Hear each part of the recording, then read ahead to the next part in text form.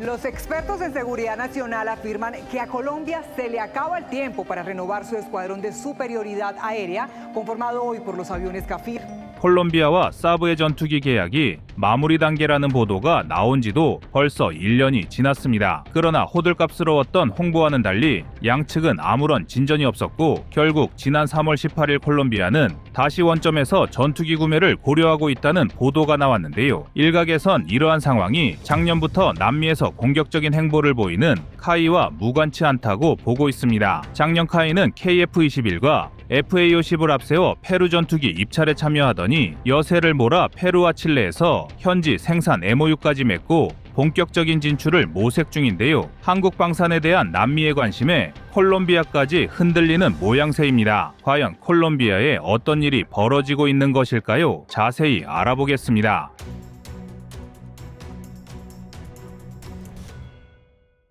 1년 전 콜롬비아의 선택은 사브였습니다. 당시에도 이 결정은 매우 현명한 것으로 받아들여졌고 콜롬비아가 스웨덴의 선도적인 방위 기업인 사브의 JAS 그리펜 전투기를 구매하기로 함으로써 공군력 현대화를 위한 결정적인 발걸음을 내딛고 있다는 평가가 줄을 이뤘는데요. 불과 14개월 사이 많은 것들이 달라졌습니다. 350억 스웨덴 크로나 한화 약 5조 원에 달하는 계약이 콜롬비아의 재정에 큰 부담이 된 것은 사실이지만 콜롬비아의 노후화된 크피르 전투기를 대체하기 위해선 불가피한 선택이었습니다. 새끼사자라는 뜻의 이스라엘제 전투기 크피르는 벌써 첫 도입 이후 무려 50년이 넘은 노령인데다가 사실 미라주5의 마개조판 불완전 설계의 전투기라 할 수 있습니다. 1970년대 당시 이스라엘에 대한 금수 조치로 이스라엘이 프랑스의 미라주를 허락 없이 카피해 만든 모조품이라 해도 과언이 아닌데요. 간단히 말해 마치 미라주의 외형에 미국산 J79 엔진을 장착한 전투기였습니다. 여기에 기체가 노후되면서 비행시간당 유지비가 $25,000를 초과하는 등 유지 비용이 많이 들었는데요. 부품 수급도 원활하지 않아 콜롬비아 공군은 6대 크피르 전투기를 해체하여 예비 부품으로 사용하는 극단적인 방법까지 사용 중이라고 합니다. 이렇게 마음이 급해진 콜롬비아 정부가 첫 번째 선택지로 둔 것은 록히드 마틴의 F-16 블록 70, 70이었습니다. 그러나 낮은 사양 대비 가격이 높았고 언제 인수할지 모른다는 불안감에 프랑스와 스웨덴까지 참여시켰는데요. 1차 심사에서 그리펜은 프랑스를 제치고 미국 다음에 2위를 차지 실행할 수 있는 대안으로 떠오르기 시작했습니다. 다소와 에어버스, BAE 시스템즈 컨소시엄이 밀어줬던 라팔과 유로파이터 타이푼이 조기 탈락한 가운데 미국 F-16과 경쟁을 벌이던 사브는 아주 매력적인 인수 조건을 내걸었는데요. 콜롬비아 지방기관과 협업하는 동시에 장기적인 경제이익,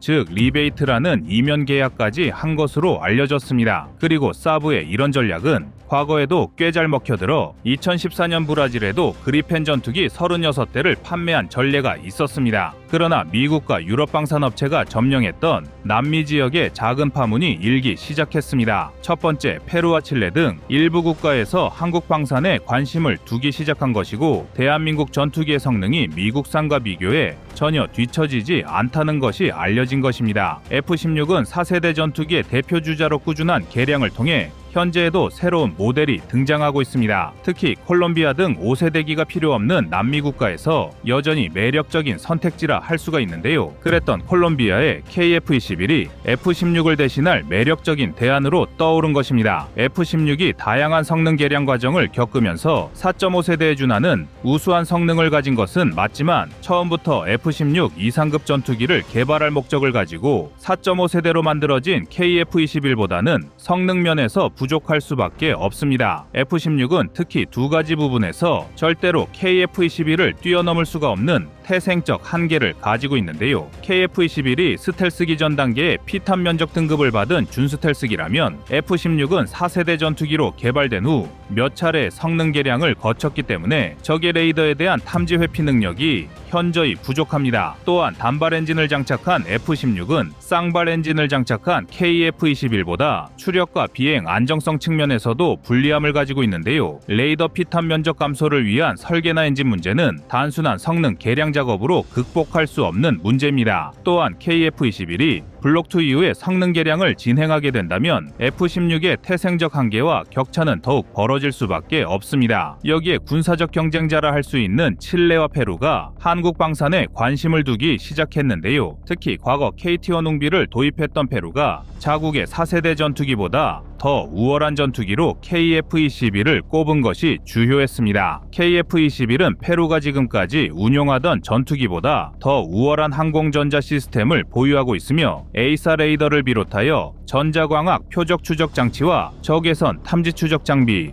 EW 스위트 등을 탑재해 성능 면에서 비교조차 안 되는 존재였습니다. 과거부터 페루 공군은 심각한 노후화 문제를 겪고 있는데요. 구소련의 미그-29와 프랑스 미라주 2000, 수호이 25와 A-37B 등의 낡은 전투기 소량이 페루가 보유한 항공전력의 전부라 할 수가 있습니다. 미그-29는 1983년부터 도입된 기체이며 미라주 2000의 도입 연도는 1982년, 모두 40년이 넘은 기체입니다. 당연히 노후화 문제가 심각할 수밖에 없으며 최신 기체들과 비교해서 성능이 뒤처질 수밖에 없는데요. 페루는 작년 약 6,400억 원 규모의 한국산 전투함정 도입을 시작으로 800억 원 이상의 장갑차 도입 계약을 체결하더니 작년 말 FA-50 도입 MOU까지 육해공전 분야에서 한국산 무기를 도입했습니다. 특히 페루의 FA-50 도입은 우리에게 매우 큰 의미인데요. 과거부터 페루는 한국 항공기 역사를 함께 해온 국가이기 때문입니다. 대한민국은 운용하던 A-37 경전투기 중 8대를 페루에 공여하였으며 이렇게 쌓인 양국의 신뢰를 바탕으로 KT-1과 KA-1의 수출도 이루어질 수가 있었습니다. 한국으로부터 A-37을 공여받았던 페루는 KT-1과 KA-1을 각각 10기씩 구매하여 한국 항공기가 중남미 시장에 처음으로 진출할 수 있는 계기를 마련해줬습니다. 현재 FA-50은 모든 조립 과정을 페루 현지에서 진행하는 것으로 계약을 진행 중인데요. 페루라는 확실한 중남미 거점을 확보한 우리 대한민국은 이제 더 많은 대륙과 나라로 FA-50의 수출을 기대하고 있습니다. 특히 중남미 국가 중에는 우루과이, 콜롬비아, 칠레 등 페루처럼 신형 기체가 필요한 비슷한 상황의 국가들이 여럿 있으며 잠재적 수출국으로 분류되어 있는데요. 특히 칠레는 F-16CD와 F-16AB를 합계 40대 이상 보유한 남미에서 알아주는 군사강국으로 카이의 다음 목표입니다. 지난 3월 14일 카이는 칠레를 방문, 국영 방산기업 NIL과 전투기 현지 생산에 대한 방안을 검토했으며 2027년 칠레 공군에 납품할 훈련기 제작에도 참여할 계획입니다. 현재 카이는 남미 지역 진출을 위해 현지 생산이라는 카드와 함께 KF-21과 FA-50을 패키지로 묶는 전략을 택하고 있는데요. FA-50과 KF-21을 함께 운용하면 조종사 양성 시간도 단축할 수 있는 데다가 사후 유지보수에서 한국의 집중적인 지원을 받을 수 있어 도입국에도 상당히 유리하다고 할 수 있습니다. FA-50이 사실상 F-16의 축소판에 가까울 정도로 유사점이 많아 두 기체 사이의 적응 시간이 길지 않은데요. 다만 일각에서는 KF-21의 대당 가격을 두고 F-16보다 경쟁력이 부족하다는 의견을 제시하고 있습니다. 사실 무기 도입 가격 측면에서 KF-21이 F-16보다 다소 부족한 부분이 있는 건 사실입니다. 카이가 내부적으로 밝힌 KF-21의 대당 생산 가격은 약 1,100억 원으로 세부 모델에 따라 차이가 있긴 하지만 약 900억 전후에 가격대가 형성되는 F-16보다는 비싼 것이 사실입니다. 그러나 두 기체의 가격을 단순한 수치로만 비교하기는 어렵습니다. F-16 전투기는 이미 수천 대를 생산하였기 때문에 자연스럽게 생산 단가가 이미 낮아지지만 KF-21은 한국 공군에 배치될 초기 물량 20대의 생산을 막 시작한 단계입니다. 그렇기 때문에 현재를 기준으로 KF-21이 조금 더 비싼 가격을 가지고 있지만 이는 본격적으로 생산 물량을 증가시키면 자연스럽게 그 단가를 낮출 수 있습니다. 더구나 도입 가격이 전부가 아니라는 사실은 유로파이터나 그리펜의 사례에서 충분히 설명되었는데요. 스위스군이 작성한 전투기 성능 평가 보고서에 따르면 그리펜은 라팔에도 뒤처지는 전 부분 최하위의 전투기였습니다. 게다가 카이가 제시하고 있는 현지 생산과 공동 개발은 단순히 도입 비용 이상의 의미로 신형 전투기의 도입이